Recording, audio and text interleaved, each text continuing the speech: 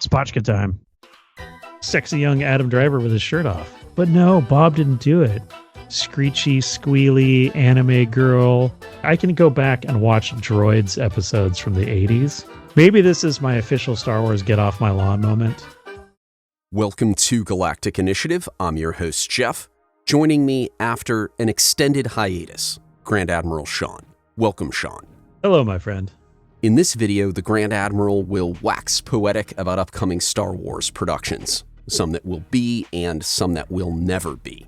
Let's open with a critical question. What remains for Star Wars? The Mandalorian and Grogu, Ahsoka 2, Starfighter, an animated series based on the Ninth Jedi from Visions. I'm on the edge with one leg over the railing. What's left for our beloved Star Wars? Is this the darkest time? It is, and it's weird because for some of us who are of a certain age, we've sort of lived through this before, when all we had left was the Droids cartoon, the Ewoks cartoon, a couple of bad after-school specials, and then the trickling and dying of the toy line, and then radio silence from Lucas for half a decade or more. Are we in the death throes again, right? Are we in the second round of the end of Star Wars? And they can't trust anything, again, that comes out of Lucasfilm. So it's like, yeah, we know what's being made currently and what's being released currently. Ahsoka 2, Mando 4, motion picture, and this weird Starfighter thing, and then the Ninth Jedi. We're doubling down on all the wrong things. And Lucasfilm, Star Wars are doubling down on all the wrong things. So the fans don't have anything to look for. The returns will continue to diminish in box office numbers and merchandise and all these things. You just look at what the Star Wars toys are doing currently, whether it be the HasLab stuff or the vintage collection or other lines of toys. It's almost exclusively original trilogy, a few prequel things, random legend stuff is popping up for some reason. And make no mistake, nothing is manufactured by Hasbro without the consent of Disney, right? Or Disney Lucasfilm. But nothing is surrounding or really focused on the new content. There is still a devotion on one level, which is diminished mightily, but there's still a devotion on one level to the original content of Lucasfilm when it was owned by George. The new stuff is not viable as a product, as a brand, an IP, whatever you want to call it. And the stuff that they're announcing, the things that we've been given to look at, it just engenders no real enthusiasm. It's to the point where it's really just people are looking at it going, this is more of the same.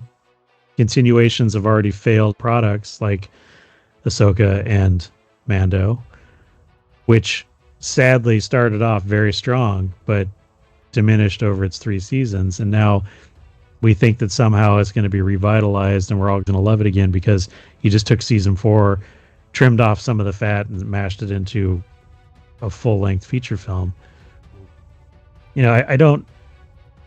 I don't see anything else coming. And as I mentioned at the beginning of this rant, I don't trust anything that comes out of Lucasfilm because, Kennedy has announced something like 35 projects that never came to fruition.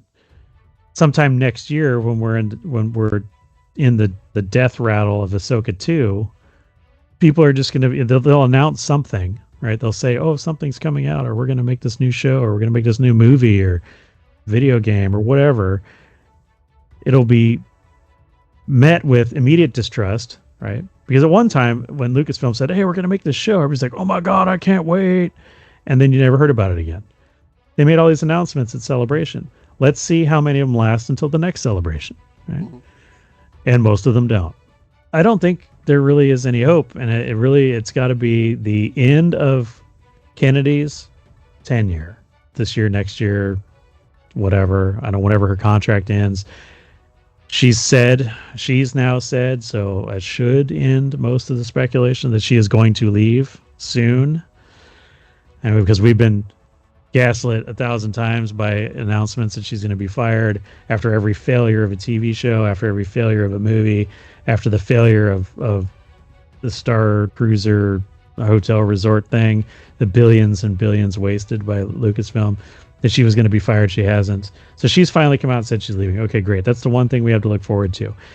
At that point, then we have to wonder, does Disney vault it? Do they vault Star Wars? Do they sell it?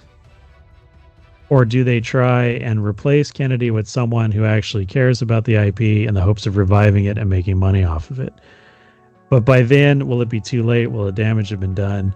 And will the next person really be someone who cares about the franchise? Because like if it's Dave Filoni, it doesn't matter. It's just more Kennedy. It's just Kathleen Kennedy with a different hat, fuller beard. Yeah, I don't know. And I don't even know who you'd put in that place. At one time I thought Favreau would be the guy, but I feel like he's washed his hands of it. He's got fatigue of constantly being battled by his superiors at Lucasfilm, being thwarted in making good product and making good film. And so I don't know. What is left? Do we just turn back in on ourselves and fall into the hole of nostalgia and go back and just watch the original trilogy and collect the original toys and read the old comics and the EU novels? I don't know. It's a very dark place to be indeed. Starfighter, Ryan Gosling, May 2027. What's your best case scenario versus your expectations for the film? Well, the best case scenario is that Ryan Gosling's character turns into sort of a Dash Rendar figure, oddly similar to Han Solo, but beloved in his own right by the expanded universe fans. I think that's the best you can hope for with that film. To say that it could potentially be like the first season of Mandalorian, where you are telling a story about a character that's unrelated to anything that's come before, in the sense that they're not connected to any of the legacy characters or any of the legacy events in the Star Wars universe, and that they're just telling a compact story about people who happen to live in that universe doing the things that they do. That could be the best possible scenario. However, we keep getting leaks and speculation and things that really all this is going to be is episode 9.5, and it's going to be a bridge to the next Rey trilogy that is supposedly being developed right now. Again, whether or not we can believe Lucasfilm about that, but supposedly there's a Rey trilogy in the works. Okay, this is going to be the big handoff, I guess, or palate cleanse from the sequel trilogy. Is that what Star Wars fans want? Probably not. Right? So what is this movie going to do? If we get a trailer for that film at either Celebration or D23 or whatever Disney event is happening next year, whenever and however we get a teaser trailer or a full trailer, the minute we see Rey, majority of the hardcore Star Wars fans are out. They're done. Not even going to go. You think Solo lost money? This thing will be a bloodbath, because nobody wants more sequel trilogy Star Wars. Even though this movie is supposed to take place after the sequel trilogy, fine, push it in the future 150 years. Do something else. But this attitude that they have where it's like, we're going to just churn out stuff for the sake of churning out stuff, it's completely ruined the brand. And so I don't have any hope for the Starfighter movie. This is the same problem that we had with Mando. All the stuff in season 2 and season 3 explicitly started leading us into the sequel trilogy, and everybody kind of went, I don't like that. It started off standalone and independent and good and thrilling and exciting and well written and well acted. and even felt like it was well produced and that the money was put into the right places. And then it turned into, hey, we're going to launch 6 other shows out of this show, and then we're going to start prepping you and start trying to explain some of the weirdness of the sequel trilogy so it'll all make sense. We'll all understand where Snoke came from or something. So unless all the rumors are incorrect, and unless sanity has suddenly descended upon Lucasfilm, I don't have much expectations for anything good or even remotely entertaining out of the Starfighter film. And I feel bad for people like Gosling, the guy in Skeleton Crew. It's like, you bring this great actor or well-known actor into a show, and he kind of carried that. Gosling will probably carry Starfighter, but this is one of those things. It feels like sometimes people go to Star Wars films or Star Wars shows, and that's where they go to, like, they're for their careers to die. So the question is, what will save it? All right, what will save Star Wars? And I'm pretty sure that whatever they're doing right now is not going to be it. The studio's current leaders aren't interested in saving Star Wars. They view Lucas's sci-fi epic as a platform, not a legacy. In comparison with Starfighter, do you have more or less optimism for The Mandalorian and Grogu? And I think the hope with that one is, because they're not spending any money on making it, that even if it fails, that it will be a wash or a small loss at worst. So you're all in on this movie will be less than the production cost of a sequel film. And if you're splitting 50-50 with the theaters, even if you only make 500, 600 million at the box office, you're breaking even.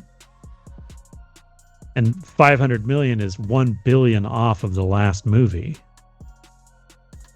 Based on the trailer that we got for Mando, there's no real egregious alignment with anything that's foreshadowing the sequel trilogy.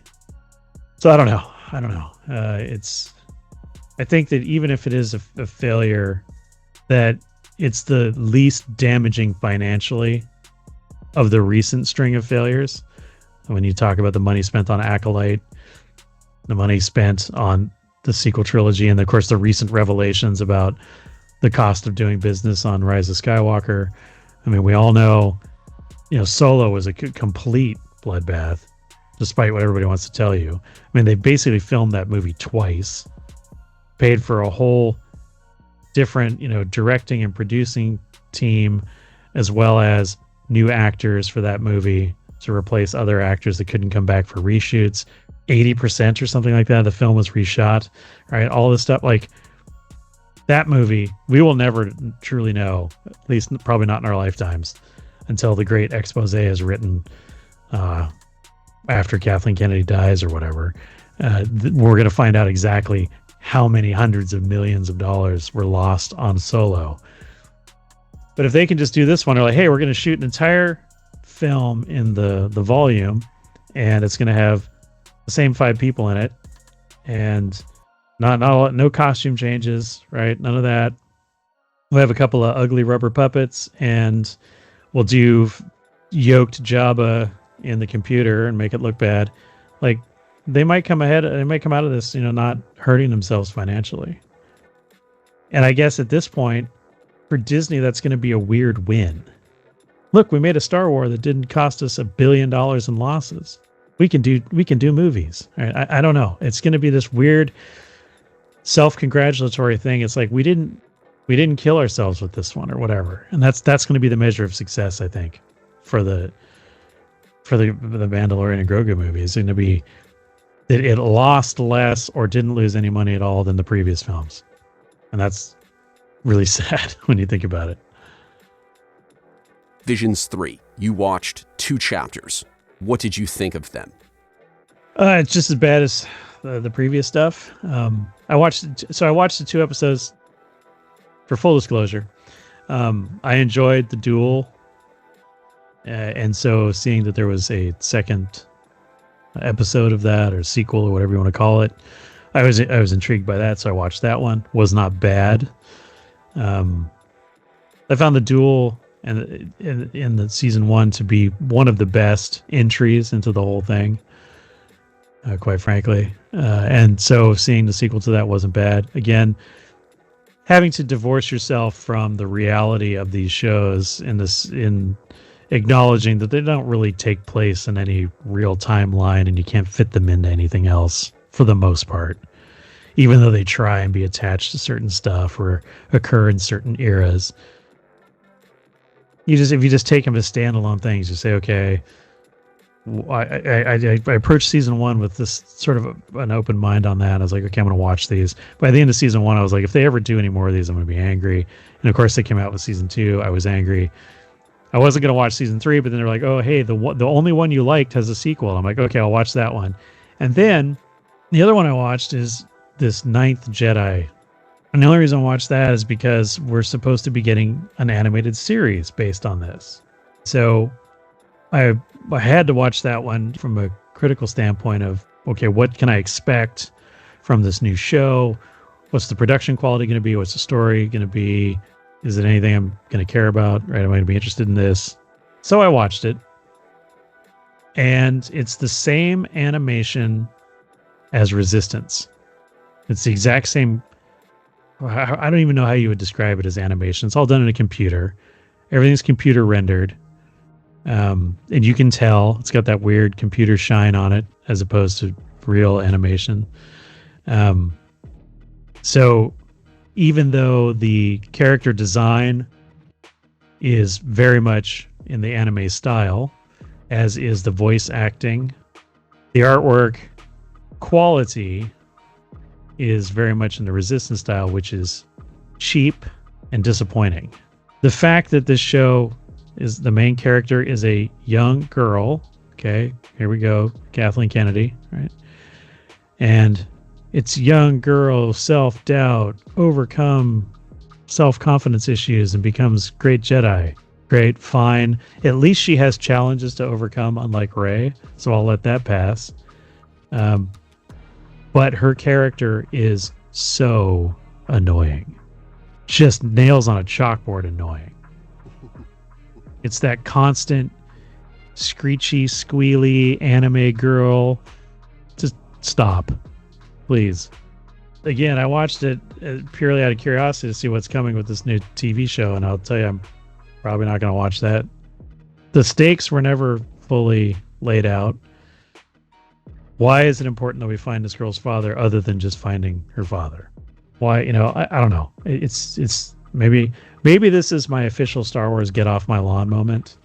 Like, I just don't understand the kids or whatever, but even though it had lightsabers and supposedly Sith guys in it, it didn't look like Star Wars or feel like Star Wars to me. My broader experience with the Vision stuff is that most of it is just so hard to watch and so incredibly frustrating and annoying that it has no place in the greater pantheon of Star Wars stuff. I mean, I can go back and watch Droids episodes from the 80s and not be as upset as I am watching Visions. And the Droids episodes are terrible. And so are the Ewoks episodes. I understand that there's an experiment going on. The first season came out, they're like, hey, we're testing this broader market and this broader genre of anime. Okay, great. Let's go take a look at that.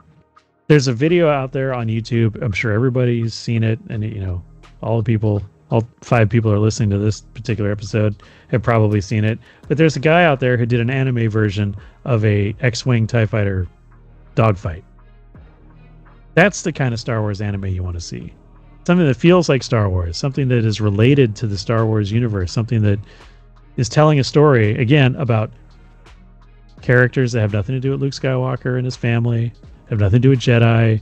It's some gritty, determined X-Wing pilot fighting off an Imperial Armada or whatever, and it's like really amazing. The deeply detailed rendering of technology, the spaceships, the starfighters, right, all that stuff.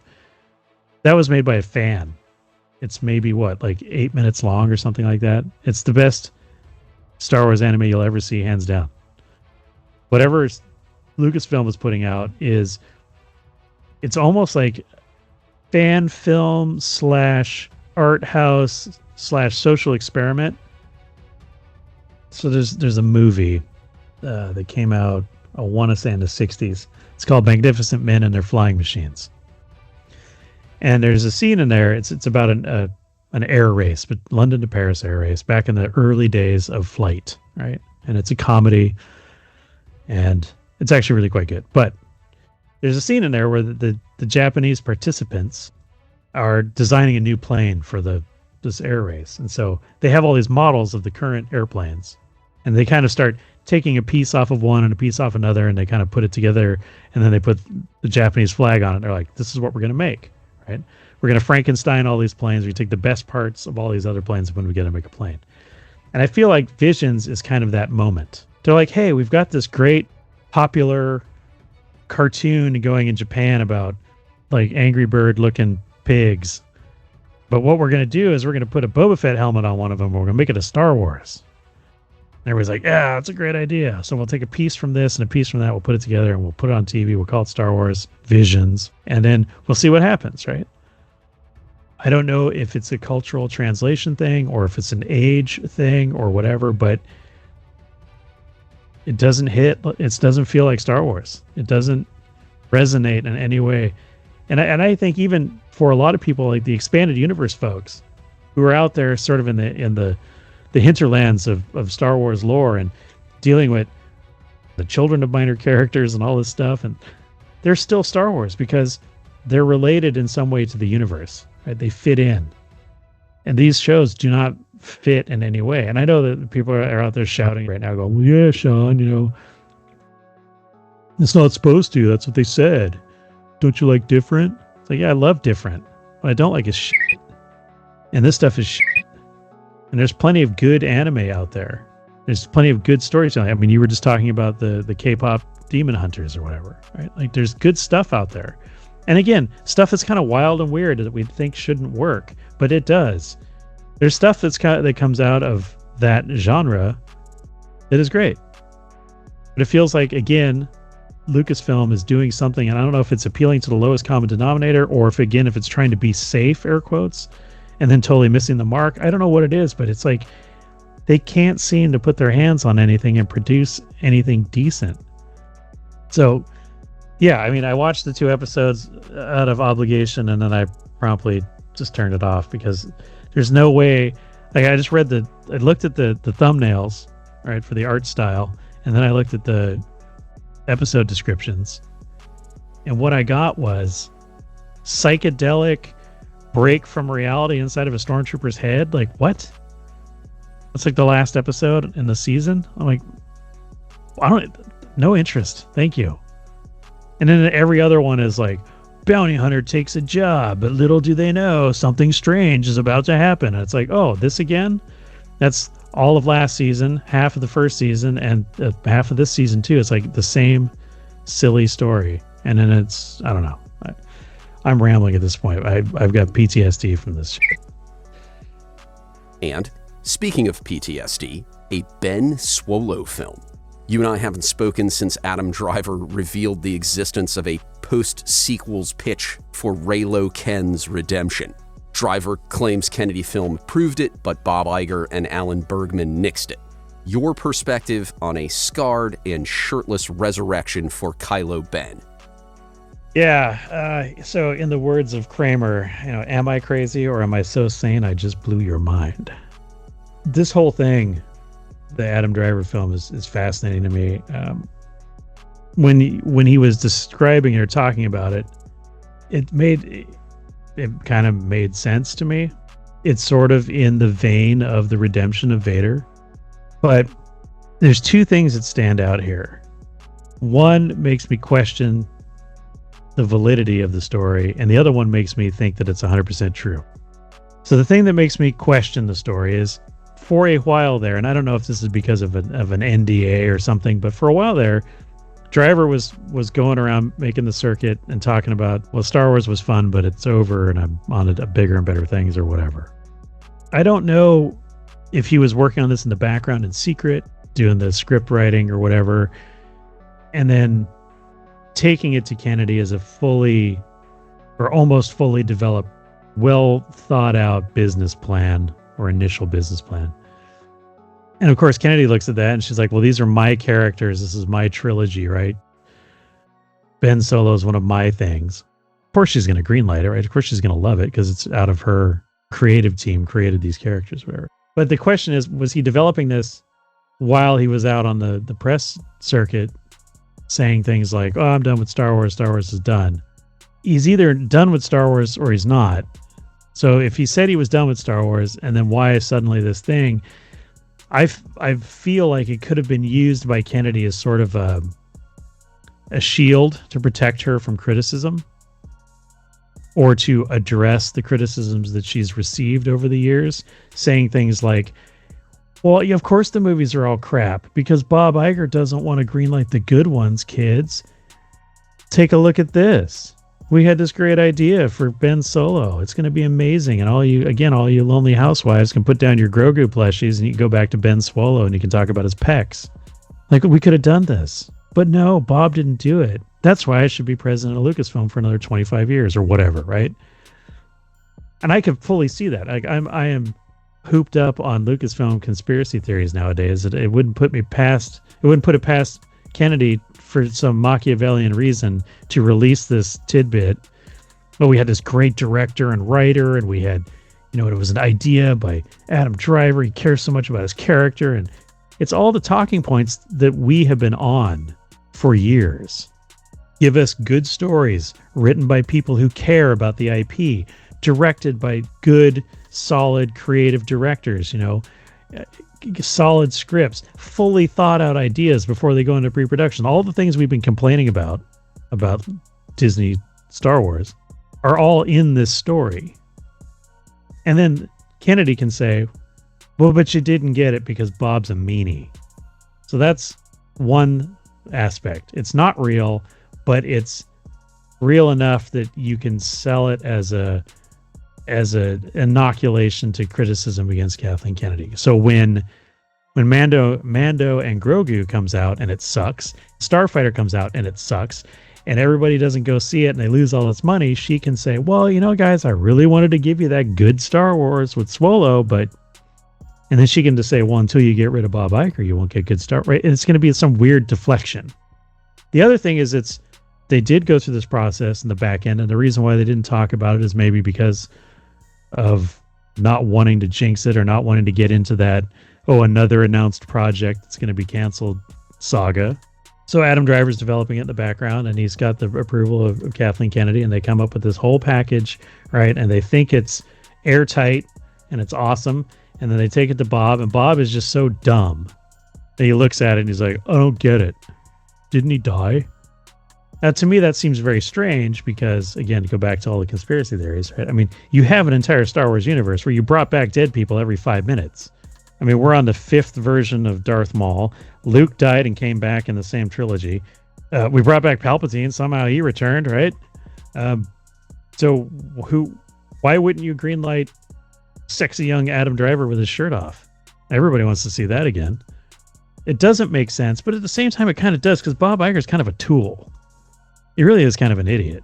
And I could see you sitting down and trying to explain a high art or higher order of thinking story, something really, intellectual, something that kind of wrestles with larger questions. If somebody had come to him with, for example, with Kubrick's 2001 Space Odyssey, he would have been like, this is crap. We're not putting this out. It doesn't make any sense. What do you mean he beats himself as a baby at the end? I don't get it. I could see him totally doing that. He just doesn't have the capacity to think creatively like that. And if you look at all, under his leadership, it's just been sequels and remakes, right? There's nothing new, nothing creative. Oh, well, that one made money. Let's do it again. It's never like, hey, let's take a risk and throw some money at a thing and see if it does well and see if we get it. Every revolution metastasizes into tyranny. Disney is no different. Disney at one time was a cutting edge animation company that, while maybe retelling fairy tales for some of the films, but they're also coming up with and creating all kinds of unique and interesting original characters and stories. At some point, the taking the risk and getting the reward turned into mitigating risk, still being rewarded to some point, but not maybe as much. But it's sort of a happy medium there. You get into a rut, and then suddenly you become afraid because now you've established a corporation, a brand, a presence, a theme park, and you don't want to do anything to jeopardize that. And then suddenly you bog down into do me another one of those princess movies, do me another one of those, Lion King 7 or whatever. And it's like, okay, we don't need that anymore. Nobody's going to go see that. It's played out. Give us something new. Oh, we can't do that. Well, give us something like you used to do. Well, we can't do those either because those are problematic in the current society. And it's like, so what do?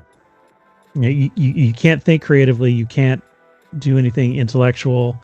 Can't expand your boundaries. You can't take a risk.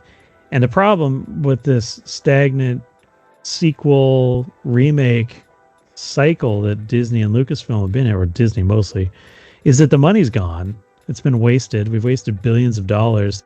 So we're now that when you really do need to take a risk, you really need to throw $500 million at something really fantastical and different and exciting, you can't, because you played yourself into a financial situation. You just can't do it anymore. There's money out there, but there's money out there only for the certain type of projects. We've talked about, the investors like BlackRock and stuff, that they'll throw a couple $1 billion at Disney, but they want something in return for that. And what they want in return is not innovative, exciting, different, new, challenging artwork. They want something that's a vehicle for whatever their agenda is because they're paying for it. And so that's the problem. I mean, again, it's something that we've discussed in the broader context. It's a problem with everything. The minute you get donors or investors, you are no longer who you were. It's very rare that you're going to find an investor or a donor that is so simpatico with you and your vision that they are not going to make changes or demand that their input be honored in the process of whatever you're doing. And this goes for whether you're making soda or movies or running governments, sports teams, you name it. This Star Wars legacy is, and the Disney larger, is in a spot now where they really need to do something different. They need to do something innovative, and not different and innovative like the High Republic. That was not innovative at all, and it was different, but not in a good way. They just can't do it. They burned through all the goodwill. They burned through all the cash. And so here we are. And so I can see Bob just saying, I don't think we're going to waste any money on that because I don't get it. And it seems too risky to me. There's people who have argued the opposite, where it's like Bob, it was actually a really bad plan. It was a really terrible script. And it was like, Bob was like using this excuse of not understanding that Kylo Ren came back or whatever as his way of letting them down gently. Maybe. But that just gives Bob a lot of credit that I don't know if he really deserves. If he's such a kingmaker, and if he can discern good scripts over bad scripts, then what the hell did we get in the sequel trilogy? And most of like phases 4 through 7 of Marvel. So I don't know. I don't know what to make of all this. The bottom line for me is that it sounded more interesting than anything we're currently getting. So it kind of makes me a little bit sad that we didn't get it. But on the other hand, I don't know what to believe anymore coming out of Lucasfilm. What to believe? With that question, we'll end our discussion of Kennedyfilm's future Star Wars productions. Thank you, Sean. Peace back. If you enjoyed this video, please like and subscribe. Check out Galactic Initiative for all things Star Wars.